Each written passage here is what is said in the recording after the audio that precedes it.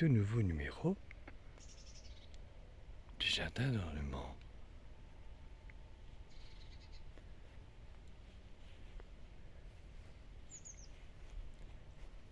Maintenant, je vais commencer ce coin-là cet après-midi à tout bêcher. Je vais installer bien sûr la corde pour faire un arrondi.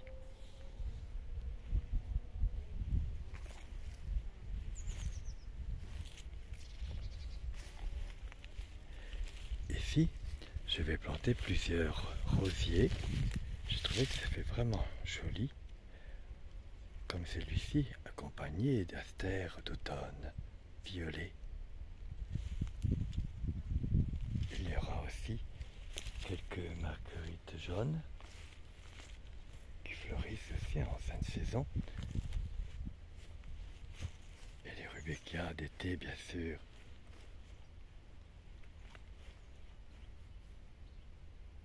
Et quelques lavandes de Provence. Il y a un magnifique astère qu'on va aller découvrir ensemble.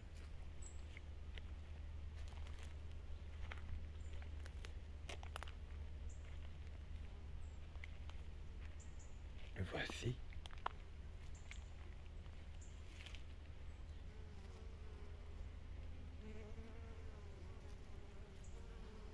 Où les abeilles et les bourdons s'en donnent à cœur joie et se régalent de leur nectar.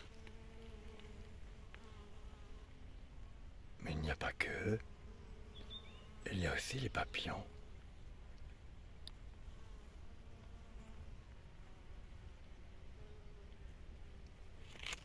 Car elles contiennent beaucoup de sucre.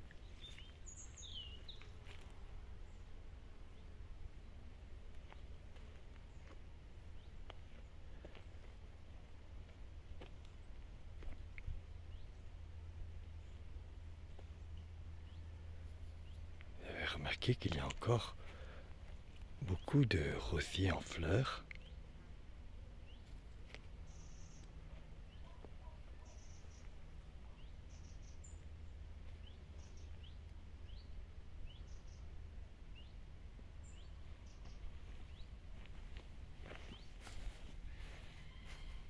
Nous allons aller voir de l'autre côté du jardin d'ornement.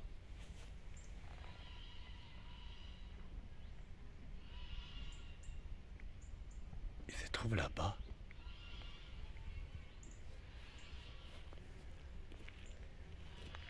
La semaine dernière, j'ai eu beaucoup de travail pour tout nettoyer.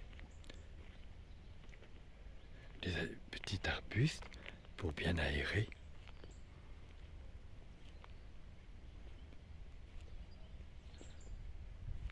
Mais je n'ai pas terminé, bien sûr.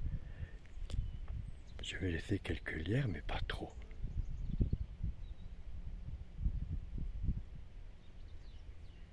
Avant, on ne voyait rien.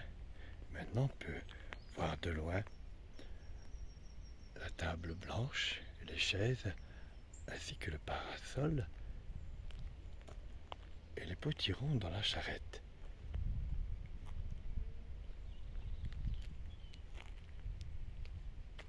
Ici, nous sommes au mois d'octobre, début octobre. Nous avons encore des belles journées, un magnifique soleil qui illumine agréablement les rudbeckias d'été. C'est l'été indien. Il y a longtemps que ce n'était pas arrivé. Je vous y emmène dans l'autre coin. Mais avant, nous allons admirer ici ce groupe de Rudbeckia alchinea rouges. Ils ont le temps de s'installer et de s'enraciner avant les grands froids de l'hiver. Car l'hiver n'est plus très loin à présent.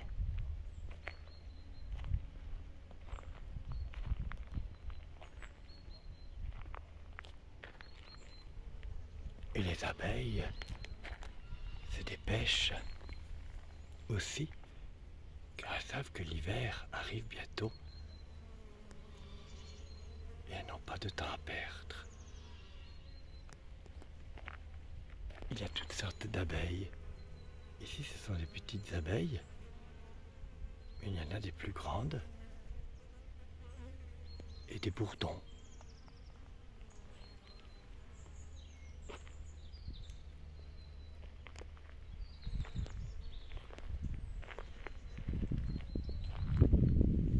J'avais oublié ici encore de planter un Rudbeckia Echeneia. Je vais le faire cet après-midi et mettre un peu d'eau aussi.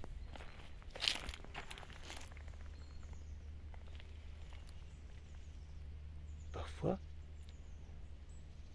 les bourdons ont tellement travaillé qu'ils se fatiguent. Et bien souvent, ils dorment sur les fleurs toute la nuit. Comme ça, ils sont déjà sur place pour travailler le lendemain. C'est surtout si leur ruche est très loin, ils n'ont plus le courage de rentrer dans la ruche. Alors ils dorment sur place, dans des petites fleurs.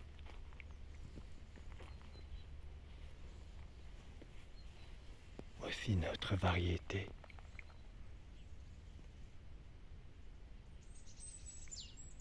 De Rudbeckia orange,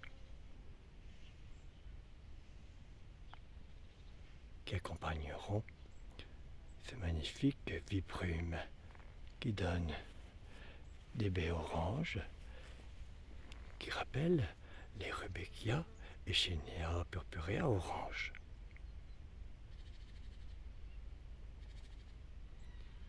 Et si je l'ai planté ici, ce n'est pas par hasard. Déjà j'en profite plus, mais si je l'aurais planté dans le petit sous-bois, les merles ne sont jamais très loin, ils se trouvent de l'autre côté. Car c'est leur territoire. Ils ont déjà mangé toutes les baies qui sont là-bas. Mais ici, ils n'osent pas trop s'aventurer.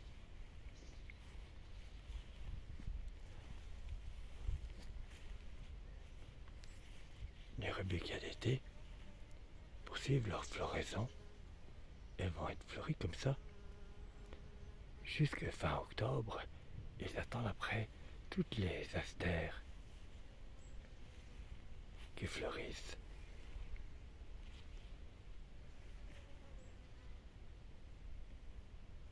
Il y a quelques lavataires qui ont poussé tout seuls ici. Revoici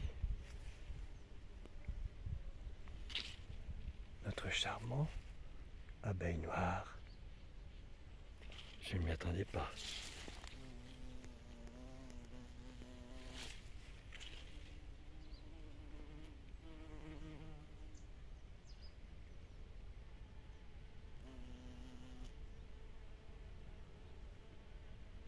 C'est vrai qu'elle est très impressionnante, elle me fait un peu peur.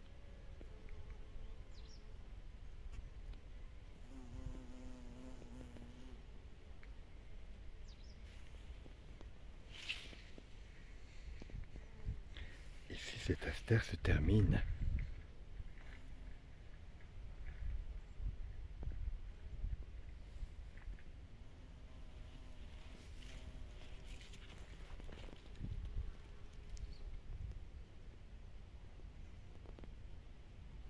Regardez comme elle est magnifique.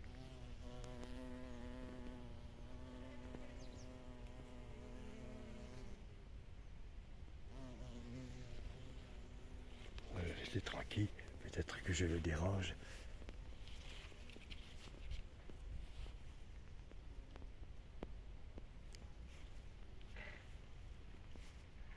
Dans son travail. Ah ben elle est partie là-bas.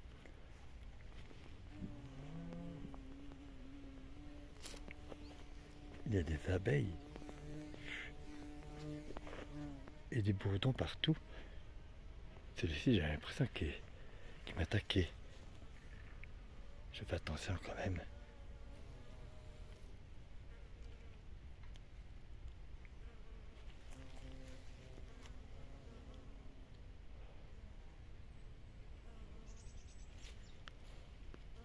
Là, grosse abeille noire doit être furieuse car elle est partie tout d'un coup. J'ai dû la déranger, mais elle reviendra.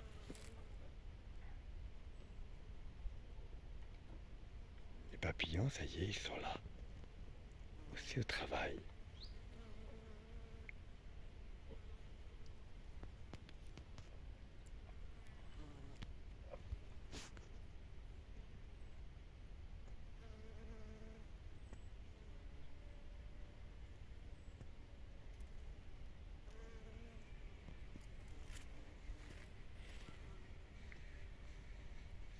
Et les abeilles. Cette plante, j'ai trouvé son nom, c'est une selfie.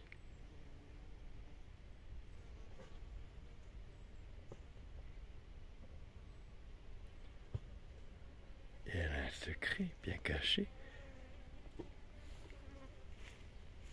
Elle contient de l'eau. Et les insectes, comme les abeilles et les papillons, le savent. Où trouver cette eau très précieuse? Oh, regardez ce pauvre papillon qui a dû se faire attraper dans une toile d'araignée. Il a réussi à se sauver. Pauvre petit papillon. Il a ses ailes un petit peu abîmées.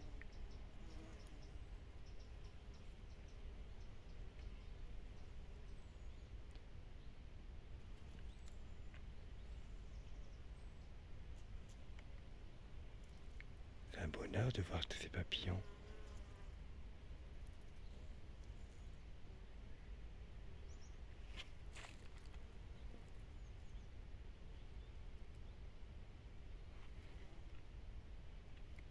On va poursuivre notre petite promenade et aller à la rencontre d'un magnifique astère Nobiliglinch. C'est le dernier à fleurir.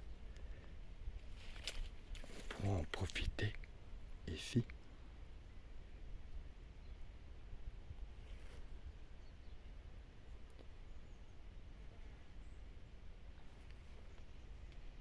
Celui à côté, le rose, était fleuri depuis début septembre. Maintenant, il commence à faner. Chacun son tour. Celui-ci prend la relève.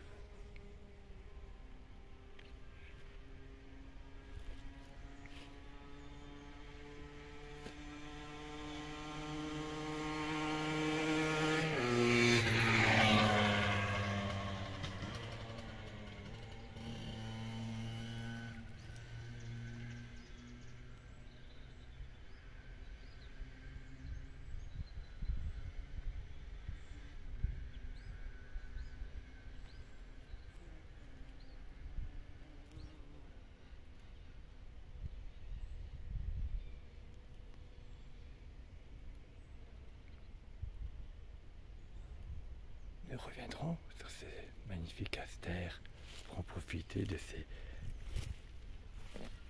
superbes fleurs couleur parme cette semaine. On va attendre qu'il ait bien fleuri. Et il annonce encore du beau temps en plus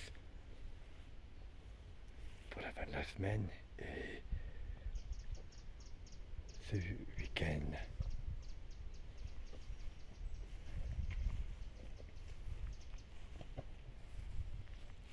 Et si j'ai pas continué, je dois encore tout bêcher, mais je vais installer, comme je vous l'avais dit, sur une vidéo précédente, de la bâche pour faire disparaître un peu l'herbe. Ce sera plus facile pour moi. Et après, bien sûr, je vais nettoyer tous ces arbustes tout du long qui n'ont pas été faits depuis des années. J'ai du boulot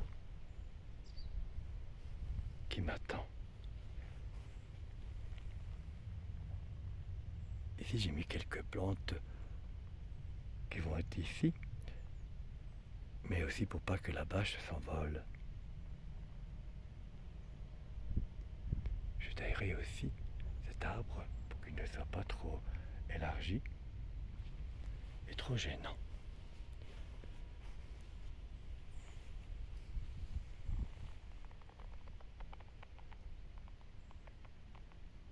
Un magnifique petit buddleia, un arbre notre papillon de petite taille.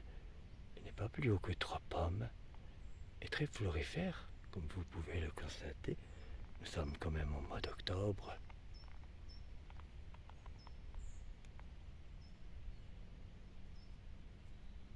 Il va aussi attirer les papillons qu'ils n'ont pas encore découverts.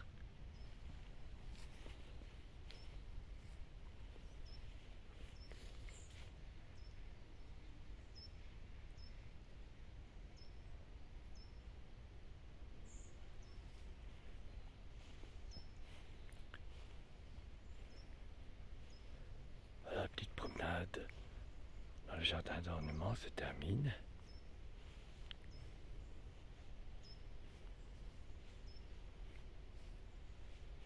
Ah bah avant de terminer,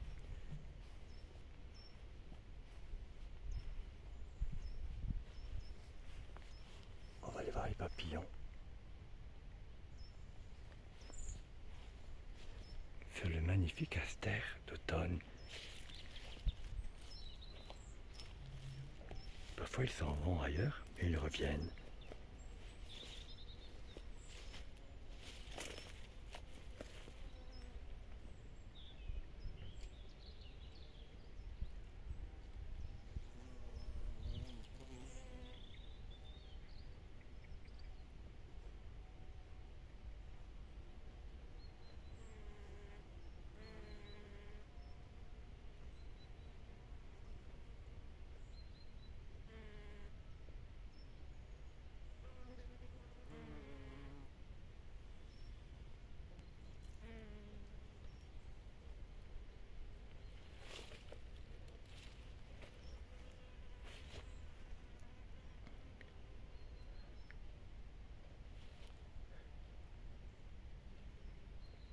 C'est vrai que ce n'est pas évident pour les filmer.